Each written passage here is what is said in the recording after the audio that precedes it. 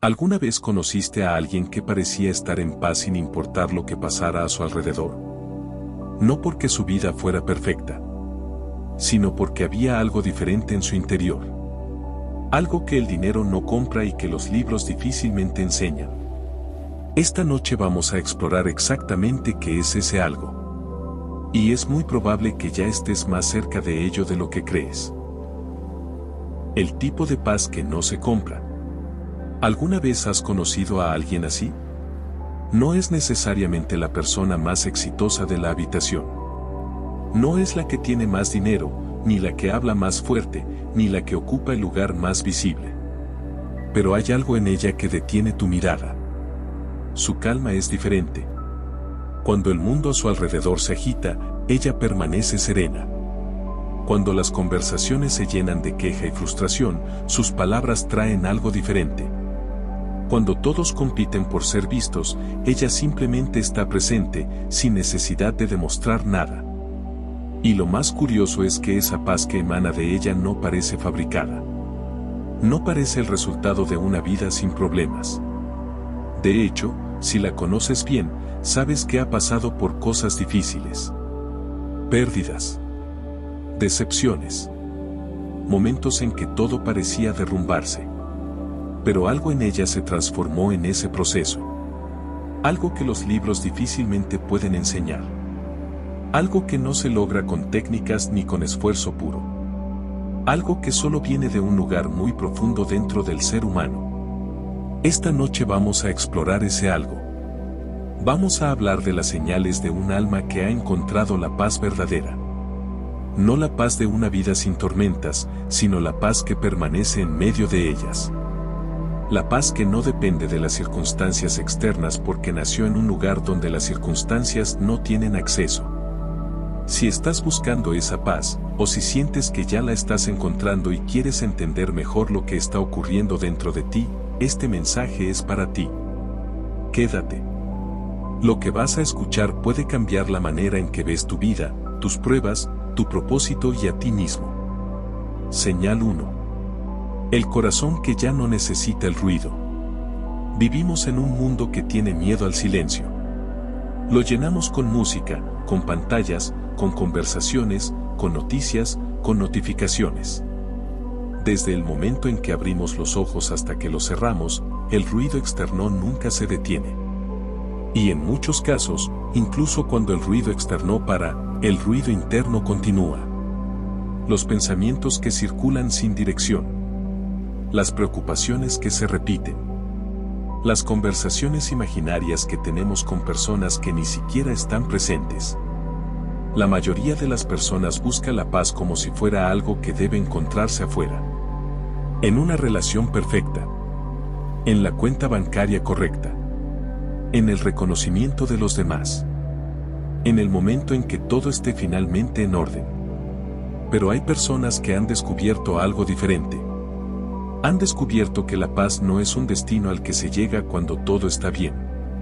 Es un estado interno que se construye lentamente, con años de honestidad, de caídas y levantadas, de aprender a soltar lo que no se puede controlar y de confiar en algo más grande que uno mismo. Y la primera señal de que alguien ha llegado a ese lugar es simple pero profunda. Ya no necesita el ruido para sentirse vivo. Puede estar solo sin sentirse solo. Puede estar en silencio sin sentirse vacío. Puede detenerse en medio de un día agitado y encontrar, justo ahí en ese espacio de quietud, algo que lo sostiene. No es que haya resuelto todos sus problemas. Es que aprendió que los problemas no definen la profundidad de su paz. Historia. La mujer del jardín.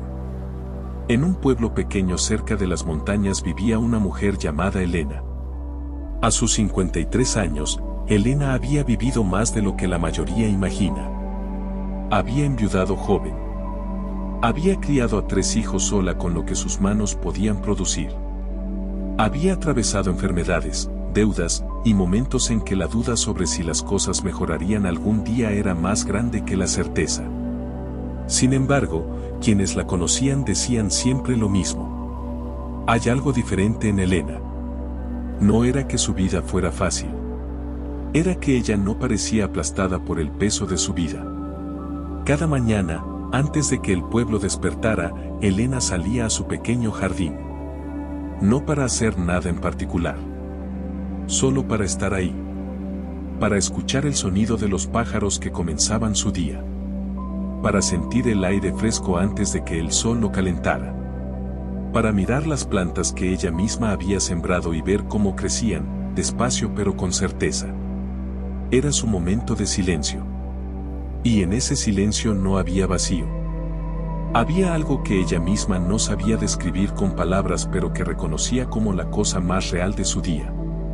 Una mañana llegó a visitarla su sobrina Valentina, una joven de 25 años que vivía en la ciudad y que estaba pasando por una de esas temporadas en que todo parece gris.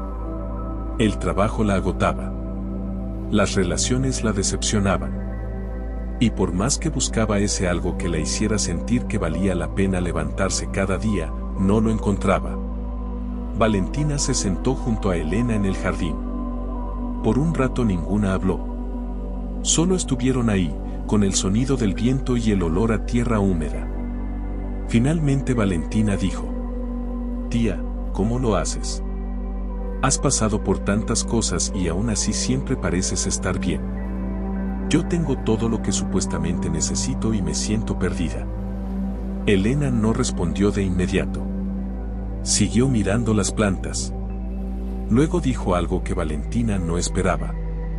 Hace muchos años, yo también buscaba la paz en los lugares equivocados. La buscaba en que las cosas salieran bien. En que la gente me entendiera. En que mis planes funcionaran. Y cada vez que algo fallaba, mi paz se iba con ello. Hizo una pausa. Un día entendí que la paz que depende de las circunstancias no es paz. Es solo un buen momento. La paz de verdad tiene que vivir en un lugar donde las circunstancias no puedan entrar. Y ese lugar está aquí. Señaló su propio pecho.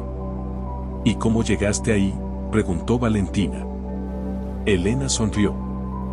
Dejé de pelearme con lo que no podía cambiar. Dejé de necesitar que la vida fuera diferente de lo que era.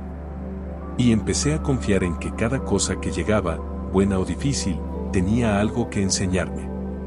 Valentina se quedó en silencio. ¿Y los días malos?, preguntó. Los días malos también llegan, dijo Elena. Pero ya no me asombran. Ya no me rompen. Porque sé que pasan. Y sé que después de que pasan, siempre hay algo que permanece. ¿Qué permanece? Elena la miró. Yo. Completa.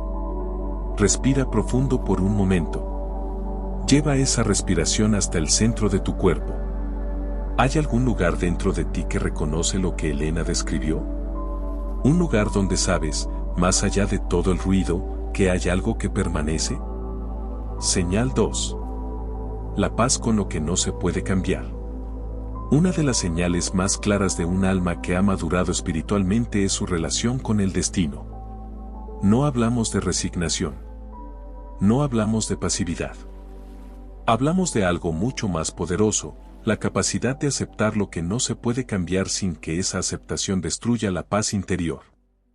La mayoría de las personas gasta una cantidad enorme de energía en resistir la realidad. Resiste lo que ya ocurrió y no puede desocurrir. Resiste las circunstancias que están fuera de su control. Resiste las características de otras personas que no cambiarán por mucho que se lo pidan. Y en esa resistencia constante, se agota. El alma que ha encontrado una paz profunda ha aprendido algo diferente. Ha aprendido que aceptar la realidad no significa que te guste. Significa que dejas de gastar tu energía peleando contra lo que ya es, para poder invertir esa energía en lo que todavía puede ser. Cuando algo se pierde, no dice simplemente lo perdí. Dice algo más sabio: esta pérdida tiene algo que enseñarme. Y yo todavía estoy aquí para aprenderlo. Cuando algo falla, no busca a quién culpar. Busca qué aprender. Cuando la vida no sigue el plan que había trazado, no colapsa. Confía en que hay una inteligencia más grande que la suya operando en los eventos de su existencia. Y esa confianza no es ingenuidad. Es el resultado de haber visto, una y otra vez, que las cosas que parecían tragedias terminaron siendo transformaciones. El dolor no desaparece en este estado, pero cambia de función. Deja de ser el enemigo y se convierte en el maestro. Historia. El escultor y la piedra rota. En un taller al borde de una ciudad antigua trabajaba un escultor llamado Marco. Marco llevaba 30 años dando forma a la piedra. Sus manos conocían cada tipo de material, cada resistencia, cada manera en que la roca respondía al cincel cuando se aplicaba la presión correcta. Pero había algo que Marco había aprendido tarde en su vida y que ahora consideraba su enseñanza más valiosa. Ocurrió un año en que estaba trabajando en lo que sería su obra más importante hasta ese momento. Una escultura que había planeado durante meses, para la que había elegido personalmente una piedra de una cantera lejana, a la que le había dedicado semanas de trabajo con una concentración total. Un día, cuando la escultura estaba casi terminada, un error de cálculo en el ángulo del cincel produjo una grieta. No en un lugar secundario. En el centro mismo de la figura. Marco se quedó inmóvil frente a la piedra durante lo que pareció una eternidad. Sintió todo lo que cualquier persona siente cuando algo que construyó con esfuerzo se daña. Frustración. Decepción. El impulso de tirar todo y empezar de nuevo, o peor, de no empezar nunca más. Pero había algo diferente en Marco ese día. En lugar de apartarse de la piedra o cubrirla con una tela para no verla, se acercó más. Estudió la grieta. Observó su dirección, su profundidad, su forma. Y entonces ocurrió algo que él mismo no esperaba. Vio en esa grieta una posibilidad que no había visto en la piedra perfecta. Pasó las siguientes semanas rediseñando la escultura alrededor de la grieta en lugar de a pesar de ella. La incorporó al diseño de manera que la figura resultante tenía una textura, una profundidad, una historia que ninguna piedra intacta habría podido ofrecer. Cuando terminó, todos los que vieron la obra preguntaron sobre la grieta. No porque arruinara la pieza, sino porque era precisamente lo que la hacía única. Un estudiante joven que observaba el proceso le preguntó a Marco un día: «Maestro, ¿cuándo aprendiste a no temer los errores?». Marco pensó antes de responder. «Cuando entendí que la piedra no es mía. Yo trabajo con ella. Pero ella tiene su propia naturaleza, sus propias líneas de fuerza, sus propias maneras de romperse y de mantenerse en pie. Cuando dejé de imponer lo que yo quería y empecé a escuchar lo que la piedra tenía para decirme, mi trabajo cambió completamente». «¿Y en la vida?», preguntó el estudiante. Marco lo miró. «En la vida es igual. Cada grieta que aparece en lo que construimos tiene algo que decirnos. La pregunta no es cómo evitar las grietas. La pregunta es si estamos dispuestos a escuchar lo que tienen para enseñarnos. Piensa en algo en tu vida que no salió como planeabas. Una grieta. ¿Hay algo en esa grieta que todavía no has visto? ¿Una posibilidad que solo existe precisamente porque las cosas no fueron perfectas?». Señal 3. Medir la vida con otra vara. Hay una transformación profunda que ocurre en las personas que han alcanzado una madurez espiritual genuina. Cambian la vara con la que miden su vida. La sociedad ofrece una vara muy específica para medir el éxito: cuánto tienes, cuánto logras, cuánto reconocimiento recibes, cuán impresionante parece tu vida desde afuera. Y mientras la mayoría corre a medirse con esa vara, el alma que ha encontrado paz profunda ha descubierto que esa vara no mide lo que realmente importa. No es que desprecien la prosperidad o el éxito mundano. Es que dejaron de necesitarlos para sentirse valiosos. Alguien que ha llegado a este lugar no envidia lo que tienen los demás. No porque sea perfectamente virtuoso y nunca sienta el impulso, sino porque genuinamente ya no lo necesita. Ha encontrado algo por dentro que el dinero, la fama y el reconocimiento no pueden comprar ni quitar. Ese algo es la paz con uno mismo. La capacidad de mirarse al espejo y saber, más allá de los logros y los fracasos, que hay un valor fundamental en su existencia que no está sujeto a negociación. Esta persona vive en un estado que los psicólogos llaman suficiencia. No la suficiencia de quien se rinde y deja de crecer. La suficiencia de quien sabe que su valor no depende de sus posesiones ni de sus resultados. Y desde ese lugar de suficiencia puede dar sin esperar, amar sin condicionar y perder sin derrumbarse. Historia. El pescador y el ejecutivo. Cuenta una historia que circula en muchas formas en muchas culturas, la de un pescador que vivía en un pueblo costero y que cada día salía al mar temprano, pescaba lo suficiente para alimentar a su familia. Y volvía al mediodía para descansar, jugar con sus hijos y sentarse con su esposa a ver el atardecer. Un día llegó al pueblo un ejecutivo de negocios de una ciudad grande. Vio al pescador regresando con su barca y le preguntó cuánto había pescado. El pescador le dijo que suficiente. El ejecutivo le preguntó por qué no pescaba más, vendía más, compraba más barcas, contrataba más personas y expandía su negocio. El pescador le preguntó para qué. El ejecutivo explicó que así podría ganar mucho dinero. El pescador preguntó de nuevo para qué. El ejecutivo dijo que con ese dinero podría retirarse, descansar, pasar tiempo con su familia y ver los atardeceres. El pescador lo miró con calma y respondió: eso es exactamente lo que hago ahora. Esta historia es antigua y en apariencia simple, pero contiene una verdad que muchísimas personas tardan décadas en aprender, si es que alguna vez la aprenden. La felicidad no está al final de la acumulación. Está en aprender a reconocer cuando ya tienes suficiente. No es una invitación a dejar de crecer. Es una invitación a crecer con conciencia, sabiendo por qué creces y hacia dónde, en lugar de crecer porque la sociedad te dijo que debías hacerlo. El alma madura no mide su riqueza en lo que tiene.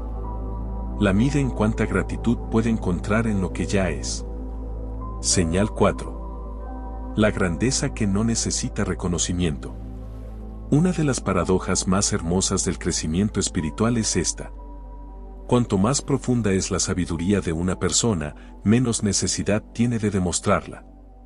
Hay personas que acumulan conocimiento y lo convierten en un arma de superioridad. Lo usan para señalar los errores ajenos, para posicionarse por encima de los demás, para construir una identidad basada en ser más sabio o más evolucionado que los rodean. Pero el alma que genuinamente ha madurado hace exactamente lo contrario. Cuanto más sabe, más se da cuenta de lo mucho que no sabe. Cuanto más crece, más humilde se vuelve frente a la complejidad de la existencia. Cuanto más ha vivido, más paciencia tiene con los que todavía están aprendiendo lo que ella ya aprendió. Esto no es falsa modestia. Es la consecuencia natural de una comprensión genuina. Cuando entiendes de verdad cuán compleja es la vida, dejas de juzgar a los que la están navegando con los mapas que tienen disponibles. Cuando entiendes que cada persona está luchando batallas que tú no puedes ver completamente, la compasión reemplaza al juicio. Y cuando entiendes que todo lo que sabes hoy lo aprendiste a través de errores, decepciones y momentos de oscuridad, dejas de ver los errores de los demás como pruebas de su inferioridad y empiezas a verlos como etapas de un camino que tú mismo recorriste. Historia. El maestro y el estudiante arrogante. En una escuela de artes marciales antigua, había un maestro muy respetado cuya sabiduría no se medía en sus trofeos sino en la manera en que trataba a sus alumnos. Un día llegó un estudiante nuevo. Era joven, talentoso y lo sabía. Había estudiado con varios maestros anteriores y en cada escuela había demostrado ser superior a sus compañeros. Llegó a esta nueva escuela con esa misma actitud. Durante las primeras semanas, el estudiante superó técnicamente a todos sus compañeros. Era obvio para cualquiera que observara. Pero el maestro lo llamó aparte una tarde. «Eres técnicamente el más habilidoso en esta escuela», le dijo. El estudiante esperaba un elogio. En cambio, el maestro continuó. «Pero eres el que menos aprenderá aquí. El estudiante frunció el ceño. ¿Por qué? Porque crees que tu habilidad es tuya, dijo el maestro. La ves como una posesión, como algo que te separa de los demás. Y mientras la veas así, cerrarás la puerta a todo lo que todavía podrías recibir. El estudiante protestó. He practicado durante años. He ganado competencias. Lo que tengo lo construí yo. El maestro asintió con paciencia. Lo construiste tú con el cuerpo que no elegiste, con el talento que no pediste, con los maestros que se cruzaron en tu camino sin que tú los invitaras, con el tiempo libre que tuviste gracias a circunstancias que no controlaste. ¿Cuánto de eso fue realmente tuyo? El estudiante no supo qué responder. La grandeza real, continuó el maestro, no es la que otros ven en ti. Es la que tú logras convertir en servicio para otros. Y eso no se puede hacer desde la arrogancia. Solo se puede hacer desde la gratitud. El estudiante tardó meses en entender esas palabras. Pero cuando las entendió, su manera de practicar cambió completamente. Y con ella, su manera de relacionarse con todos a su alrededor.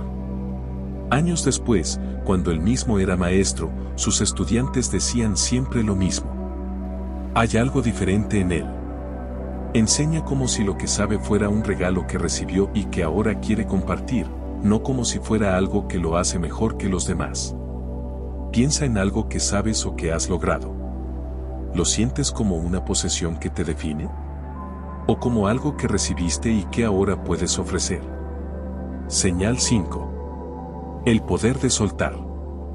Hay una forma de dolor que no viene de las heridas que recibimos.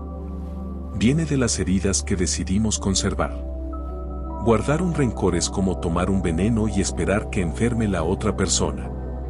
La persona que te lastimó probablemente ya siguió adelante con su vida. Pero tú sigues cargando el peso de lo que hizo, reviviendo el momento, alimentando la herida, manteniéndola viva con cada recuerdo y cada conversación interna. El alma que ha alcanzado una madurez espiritual genuina ha aprendido una de las lecciones más difíciles y más liberadoras de la existencia humana. Perdonar no es un favor que le haces a quien te lastimó. Es un regalo que te haces a ti mismo. No significa que lo que ocurrió estuvo bien. No significa que debes exponer nuevamente a quien te hizo daño. No significa que debes fingir que no pasó nada. Significa que decides no dejar que ese evento del pasado siga gobernando tu presente. Significa que liberas tu energía emocional del pasado para poder invertirla en el presente. Significa que eliges tu paz por encima de tu necesidad de tener razón. Esta no es una decisión que se toma una vez. Es una práctica. A veces hay que perdonar lo mismo 100 veces antes de que el corazón lo procese completamente. Pero cada vez que elegimos perdonar, algo en nosotros se vuelve un poco más libre. Historia. Las dos piedras. Había una vez dos viajeros que emprendieron juntos un largo camino. Al inicio del viaje, cada uno cargaba una mochila con sus provisiones. Pero a medida que avanzaban, comenzaron a encontrar piedras en el camino. Cada vez que alguien les hacía algo que no les gustaba, el primer viajero tomaba una piedra y la ponía en su mochila. Una discusión con un vendedor. Una piedra. Un vecino que los ignoró. Otra piedra. Un amigo que los decepcionó. Otra más. Con el tiempo, su mochila se volvió tan pesada que apenas podía caminar. Cada paso era un esfuerzo. Su espalda dolía. Su ánimo se tornó oscuro. El segundo viajero, en cambio, cuando alguien lo lastimaba, examinaba la piedra, buscaba qué podía aprender de ese encuentro, y luego la dejaba en el camino. A veces le costaba soltarla. A veces la cargaba un trecho antes de poder dejarla ir.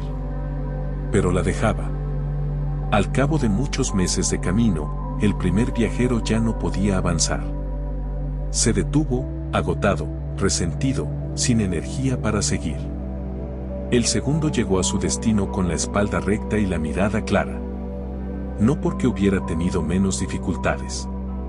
sino porque había aprendido a no cargar lo que no era suyo llevar. ¿Hay alguna piedra que estés cargando que ya no te pertenece? Algo del pasado que sigue viviendo en tu presente no porque sea útil sino porque todavía no has decidido soltarlo. Señal 6.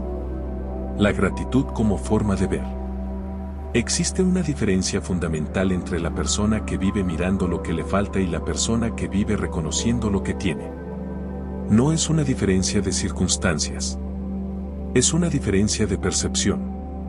Dos personas pueden tener exactamente la misma vida objetiva y vivir experiencias completamente distintas. Una se despierta viendo las carencias. La otra se despierta viendo las posibilidades. Una siente que nunca es suficiente. La otra siente que ya tiene más de lo que necesita para comenzar. La gratitud genuina, no la gratitud de las redes sociales, no la lista de cosas por las que se supone que debes estar agradecido, sino la gratitud real. La que nace de una comprensión profunda de la fragilidad y el milagro de estar vivo, esa gratitud es una de las señales más claras de un alma que ha madurado. Porque para llegar a ella, primero tuviste que perder algo que creías indispensable y descubrir que podías seguir sin ello. Tuviste que atravesar momentos de oscuridad y descubrir que la oscuridad no era permanente. Tuviste que enfrentar tu propia fragilidad y encontrar, sorprendentemente, que esa fragilidad no te destruyó. Y de ese proceso emergió algo que los que nunca han sufrido difícilmente comprenden del todo. La capacidad de sentir gratitud no solo por lo bueno sino también por lo difícil. No porque el sufrimiento sea bienvenido, sino porque ya sabes que del sufrimiento también emerge algo real, algo que te hace más profundo, más compasivo, más genuino. Historia. La carta de Camila. Camila tenía 48 años cuando recibió un diagnóstico que le cambió la vida. No era una enfermedad terminal, pero era seria y requería meses de tratamiento que la dejarían sin energía, sin trabajo y con mucho tiempo para pensar en cosas que antes nunca había tenido tiempo de pensar. Durante los primeros meses, fue difícil encontrar algo por lo cual estar agradecida. Los tratamientos la agotaban. Los planes que había hecho para ese año quedaron cancelados. Las personas con quienes esperaba compartir ese tiempo de su vida continuaron con sus vidas normales mientras la suya se detuvo en seco. Pero en uno de esos días largos y silenciosos, algo ocurrió. Camila empezó a escribir. No un diario de quejas, aunque también escribió eso, sino cartas. Cartas a personas de su pasado que habían marcado su vida de maneras que nunca les había dicho. Cartas a su cuerpo, reconociendo todo lo que le había dado a lo largo de décadas sin que ella se lo agradeciera. Cartas a las versiones anteriores de sí misma, a la niña que fue, a la joven que tomó decisiones difíciles, a la mujer que siguió adelante cuando pensó que no podía. En ese proceso de escritura, algo en Camila cambió. Empezó a ver su vida con una claridad que la ajetreada rutina de antes nunca le había permitido. Vio cuánto había recibido y cuánto había dado por sentado. Vio cuántas personas la habían amado de maneras que ella apenas había notado en su momento. Vio cuántos momentos de belleza habían pasado frente a sus ojos mientras ella pensaba en el siguiente pendiente de su lista. Cuando los tratamientos terminaron y su salud se recuperó, Camila volvió a su vida. Pero no era la misma persona que había entrado al diagnóstico. Sus amigos notaban algo diferente en ella. Una presencia distinta. Una calma que no era distancia sino profundidad. Cuando le preguntaban qué había cambiado, Camila respondía siempre con las mismas palabras. Aprendí a estar donde estoy. Antes siempre estaba en otro lugar en mi mente. Ahora estoy aquí. Y aquí resulta ser mucho más de lo que yo pensaba. Señal 7. Vivir en presencia constante. Hay una manera de vivir que pocas personas conocen porque requiere algo que el mundo moderno dificulta enormemente. Requiere presencia. No la presencia física de estar en un lugar, sino la presencia interior de estar realmente ahí, en el momento que se está viviendo, con toda la conciencia disponible. La mayoría de las personas vive dividida entre el pasado y el futuro. La mente viaja constantemente entre los recuerdos de lo que fue y las proyecciones de lo que podría ser. Y en ese viaje constante, el momento presente, el único momento en que la vida realmente ocurre, pasa desapercibido. El alma que ha alcanzado una madurez espiritual real ha aprendido a habitar el presente. No porque ignore el pasado o el futuro, sino porque sabe que el pasado ya no puede cambiarse y el futuro todavía no existe. Lo único que existe de verdad es este momento. Y cuando aprendes a vivir en este momento, con toda tu atención y toda tu conciencia, algo extraordinario ocurre. La vida se llena de una textura y una profundidad que antes no podías percibir porque siempre estabas pensando en otro lugar. El sabor de la comida cambia. Las conversaciones se vuelven más ricas. Las relaciones adquieren una dimensión que el piloto automático nunca permite.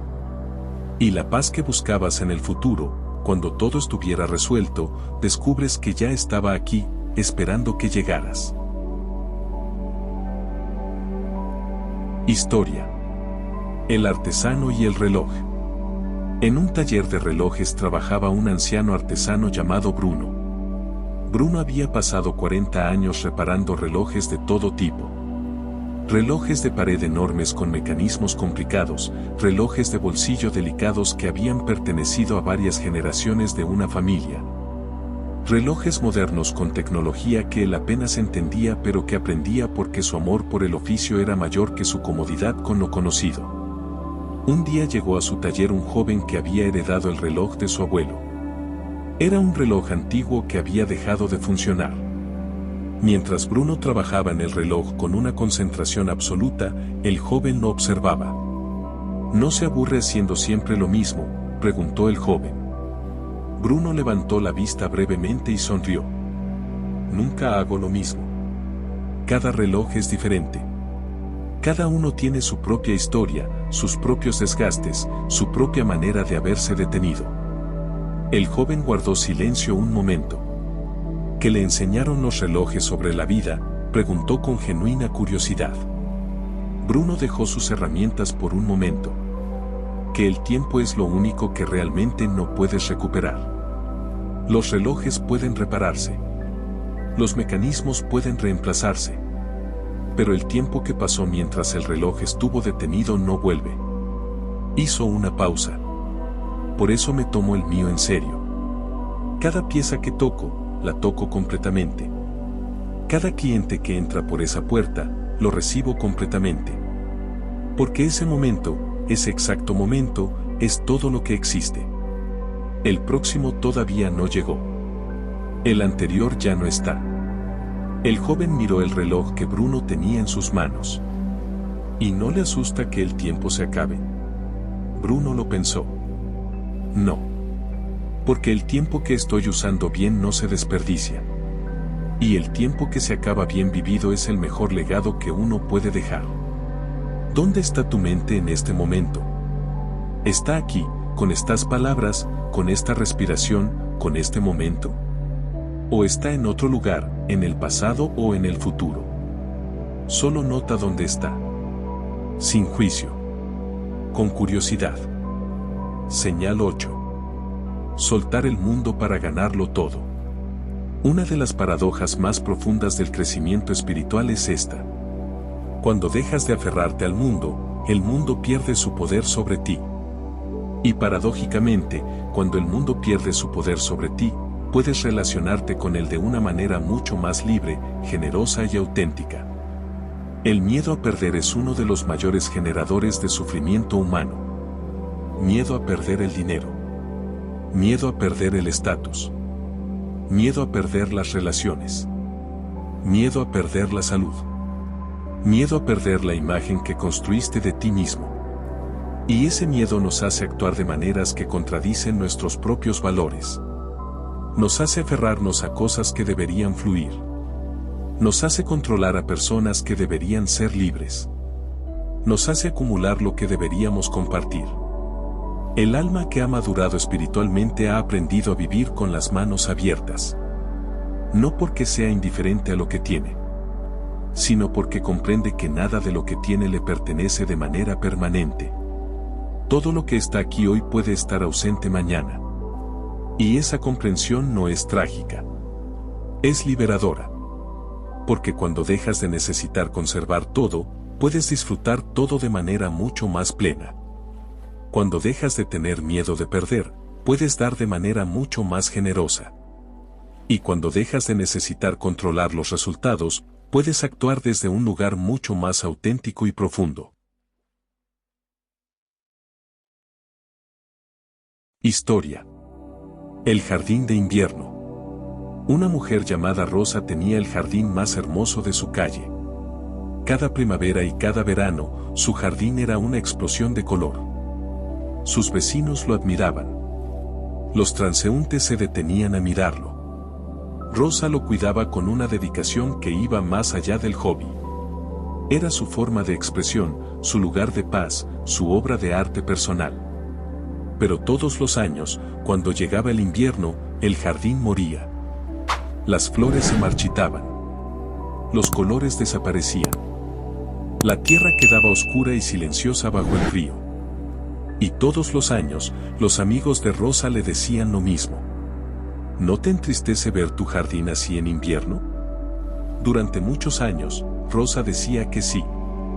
Que el invierno del jardín le pesaba. Que esos meses grises eran una espera ansiosa de que la primavera volviera. Pero un año, algo cambió. Rosa decidió caminar por su jardín de invierno con otra mirada. No buscando lo que no estaba, sino observando lo que sí estaba. Vio la estructura de las ramas desnudas que en verano quedaban ocultas bajo las hojas. Vio la textura de la tierra en reposo. Vio los colores sutiles del marrón y el gris que nunca había tenido tiempo de apreciar porque siempre estaba esperando el siguiente color más llamativo. Y en ese jardín de invierno que antes consideraba vacío, Rosa encontró una belleza diferente. Más quieta. Más estructural. Menos obvia pero igualmente real. Ese año, cuando le preguntaron si le entristecía el invierno de su jardín, Rosa respondió diferente. El invierno es parte de lo que hace que la primavera sea lo que es. Sin él, las flores no sabrían cómo ser tan vivas. Y yo no sabría cómo apreciarlas tanto. Hizo una pausa y luego añadió. Aprendí a amar todas las estaciones de mi jardín. No solo las bonitas. Todas. Y cerramos con esto. El camino de vuelta a uno mismo. La música regresa, cálida y profunda, como un abrazo. Llegamos al final de este viaje. Y si estuviste presente durante todo este tiempo, si estas palabras llegaron a algún lugar dentro de ti que reconoció algo verdadero, entonces ya sabes que lo que exploramos esta noche no son ideas abstractas. Son señales. Señales de un camino que tú ya estás caminando, quizás sin haberte dado cuenta de cuán lejos has llegado. El corazón que ya no necesita el ruido para sentirse completo. El alma que acepta lo que no puede cambiar sin que esa aceptación la destruya. La persona que dejó de medir su vida con la vara del mundo y encontró su propia medida.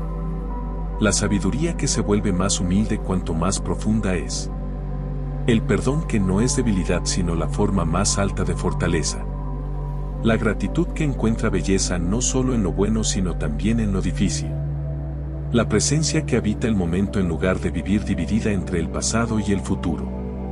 La libertad de vivir con las manos abiertas sin miedo a perder lo que nunca te perteneció completamente. Estas no son metas que debes alcanzar.